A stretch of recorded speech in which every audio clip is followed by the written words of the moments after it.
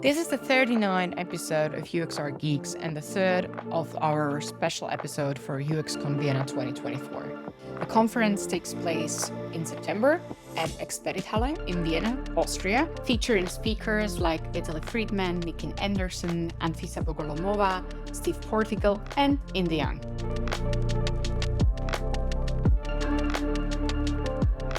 Faye will be giving a talk on the 20th September titled Co-Creation, the Power of Collaborative Research Among Niche User Groups. And she will be discussing strategies, as she did with me, for engaging with highly specialized user groups, experts through empathy and through participation. Tune in for a preview of Faye's insight on effectively connecting with these niche user groups.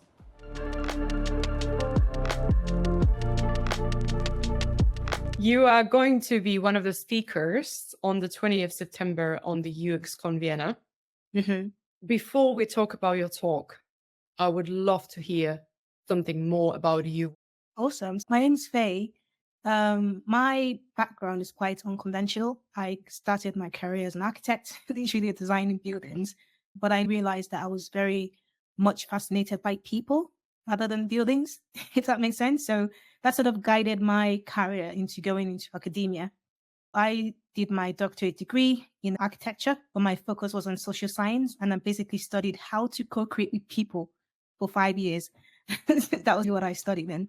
I developed a methodology on how to engage with communities, how to create with people, and that led me into the tech space. In 2018, I thought, be a nicer way to learn more and apply my skill set in a wider space. So I thought, why not the tech industry? So I got into tech in 2018 and an e-commerce company as a user researcher. And I was really mind blown to see how things were applied differently and how you can still apply your skill set in a very fast-paced environment.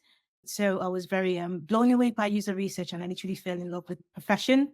So I've been there since then. I've led research at developer-facing platforms. I've led research at national energy industries. And yeah, so right now I'm a senior user researcher and strategist. And I'm basically ensuring that user strategy is incorporated in business strategy.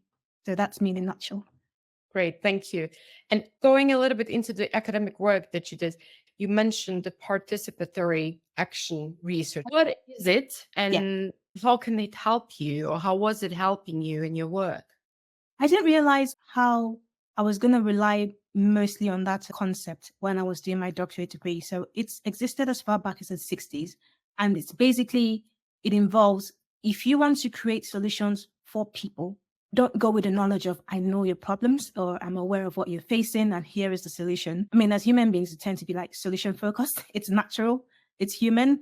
So participatory action is more a concept and a philosophy that, well, if you want to create, it might be concept, it might be anything at all with groups of people, you need to go there. You need to embed yourself in a more like ethnographic study, and you need to work with them. Gain trust, respect them, and all of their insights would then come in and then participate together, and you come up with a solution and concepts together. So in a way, it's kind of like user research, but was on a broader scale. When I was studying it, it wasn't like applied in the tech industry. It was more like a point of view. So that's when I came across that concept, and I decided to study more literature behind this and then apply that knowledge and concept in the academic world. So I applied that concept, and that resulted in a series of prototypes that were developed as part of the PhD degree. It was a 5-step methodology, and that's where the concept of participatory action research, when I first came across it back in 2012. So moving on from that into the tech industry, my first career was in e-commerce. That's a very B2B and B2C facing, so you're basically working with an average person. But then I started leaning more on that skill set when I started working with different user groups in the B2B space. So people whose expertise exceeds my own. The first time was when I was given the opportunity to lead research at an American company. So basically it's a developer tool facing products. So you're working with very technical people, and I didn't know a line of code. And I was supposed to work with developers, CTOs, people who have built entire apps, and I'm supposed to represent their voices confidently in products and say, this is exactly what they're going through, and this is the solution, confidently. And then I thought, wow, this is different. This is no longer a case of trying to understand my users. The expertise is going to far outweigh mine. So how best can I engage with them? both as a researcher and a respect for this skill set. I know I'm supposed to do my homework, but at the same time, I would never be able to develop an entire app, and that's okay. However, how best can I apply what I know to how best I can work with these people? So that's when I started leaning on that skill set. Your talk is going to be about the co-creation, the power of collaborative research amongst user groups. But I'm wondering how to exactly deal with it, because if I'm talking to them and we start to go really deep, it just blows your mind what ideas and suggestions they have. And it's really hard for my client to figure out then, oh, so what are we supposed to do or implement, or how to prioritize this? Yeah. So how do you deal with that? Yeah, absolutely. I mean, as researchers, we're empathetic people. It's natural. We want to stand, empathize. We're passionate about our users. We want to represent their voices. You want to know everything about them. But I quickly realized that there's only so much you can know. We've got working with some of the best asset engineers on the planet. They've been in this profession for 30 years, some of them, and they're still developing themselves. So I can't know every single thing about what to do. So what I started to do was, okay, the first thing that I realized is, you know what? Imposter syndrome is real. It's a different space, it's a different industry, it's a different niche, it's a different lingo. It's so much different there. I think we just acknowledge that, wow, this is different. Great, that's fine. But that should drive us as researchers as well. And that leads to conversations around, okay, how deep versus how wide should I go? I know that I would never know every single thing across, but just enough knowledge is fine. And then building on that, because if you're working with these people, you're going to have to keep building yourself. I got my certification the other day in asset management, and I was thinking, wow, this is my life now, literally studying asset engineering. And I was going through some documents the other day and some formulas and how to predict maintenance. I was like, wow, this is interesting. And while I was working with the American company, I had to learn how to code, but not on a deeper level. I remember when I first sent my first line of code and it did what I asked it to do. It was to receive a text message on my phone. I was like, yes, this is a start. So I started understanding, oh, this is the basic steps of coding. Oh, this is what it entails. This is how it fits in the overall picture of my users. This involves integrating their platforms. Oh, yes, this is nice. So that helped me then speak their language better. So when things come up during conversations, I'm able to understand, oh, this is what they mean. If I don't understand something, I go back and do my research. But there and then, because I have just enough knowledge, that conversations can keep flowing, learn more about these people. And that was what worked for me. It was okay to be overwhelmed, but I had to figure a strategy around this. Yeah. I mean, I totally get the strategy working with such niche groups. Yes. And of course, it bounced me into dropping the silliest jokes when I'm talking to meteorologists, like, oh, the more I do research in meteorology, the less I understand it. And I'm still using it because playing the silly and the lay person helps me. But as you are saying, it's a balance act of being open and curious and not knowing that much. But on the other side, knowing enough to have a decent conversation with them.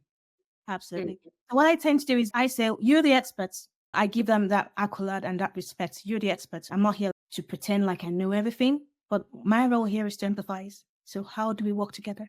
Lean on your expertise, lean on my skill set, my ability to see beyond the lines of what you're saying and try to understand deeply as well. So once I establish that rapport, they tend to be a bit more open. This person, she might not understand my entire profession, but I see that she has that sort of regard for me as an individual. She's not coming in with a know-it-all, oh, these are the problems. And she's coming in with a sense of who I am as an individual, understanding my role, and I'm going to do my best to help this person. So it's mutual once we have that sort of establishment, and that has worked over time across different industries. Once I establish that one, it's always, oh yeah, this is what you need to do. Oh, these are articles you need to learn. Oh, this is more. Oh, let's co-create together. Let's have this conversation. Let's have a workshop. So opening that rapport at the very beginning does help as well. I find that going into a sense of, I want to understand you, or I want to understand everything about you. They're like, can you do this? So where are you coming from? And telling me that you understand all of my issues. So that tends to be a bit like versus let's do this together and let's learn with each other. So yeah, and you that you mentioned there. And you were mentioning a few times the empathization, and it's a kind of little bit overused word in our world. And I'm wondering how much of compassion is in this empathy. As there are experts and as there are technical people, they tend to be really critical. the frustration from something tends to be sometimes very overwhelming. One part is describing the empathy, what you just did in talking to them and showing them empathy and showing them you are the experts. But how do you figure out what is just frustration coming out from the critical minds and what is real frustration, for example? For me personally, whenever I approach them, I always start with, I love to call it like a cup of tea session. This is not from research. This is me and this is you. I do introduce myself as a user researcher, but I just keep it that way. I'm just like, I'm a human being here and I'm here to hear your story. Tell me about you. And that's what I tend to do with everyone I work with, especially with those level of skill set and expertise. And it's always interesting because they don't always start away with, oh, this is what I'm facing or this is my frustration. It starts with, this is who I am, this is what I do, and this is the essence of what I'm facing. And having that initial conversation sets the tone going forward. Because when next I come back, it's a case of, okay, depends on the stage of the research as well. Are we running discovery or are we trying to test some new concepts? But most of my research role involves discovery anyway. So it's always a case of understanding who they are first as people. That's where the empathy sets in. But empathy is putting myself in their shoes as much as possible. I might not get it 100%, but having that sense of, ooh, these people, this is what they do on a day-to-day basis. These are the frustrations. This is who they are as individuals and as people. Even when I'm building up my personas, I love to put personality traits in there as well, because it helps, it humanizes them, it humanizes who they are, and it keeps me aware that, okay, these are people I'm designing for, then expert second. So having that human approach helps me as well. And then helps us have that rapport at the beginning that, you know what, I'm here to learn with you and from you as well. And I might not know everything, but I would make the most of my skill sets. And this is how we work together going forward. And that really helps. And then the next conversation we start having, do you want to read this article? Or here are links to books that I'm working on. Try and have a read through. If you want to have that one-on-one conversation even more so I can explain things to you, let's do it together. Or what exactly do you do again? User research. Tell me more around this. That first point of contact is so important, and that sets the tone. I remember earlier on in my early part of my career, I was working for someone that is supposed to be like a financial analyst, and I wanted to go that, I'm a user researcher and let's have this conversation. And she was like, I'm sorry, but you can't understand what I'm going through. And she said it in a matter of fact way. And there and then I was thinking, that is correct. Oh my goodness, I didn't approach this the right way. What do you mean that you're trying to understand my role as a financial controller? You don't get it. You just came from here and you're trying to explain this, and that changed my approach more, and that learning from that experience, that has shaped me as well.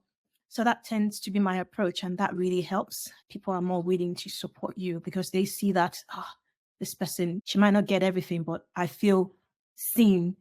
I feel heard. Solutions are not being forced on me. I can work with this person. So that's my discussion around empathy versus just sympathy, and that's the difference. Going back to the talk, if people visit your talk on uxcon, what will they leave your talk with? One thing about me, I don't claim to be an expert.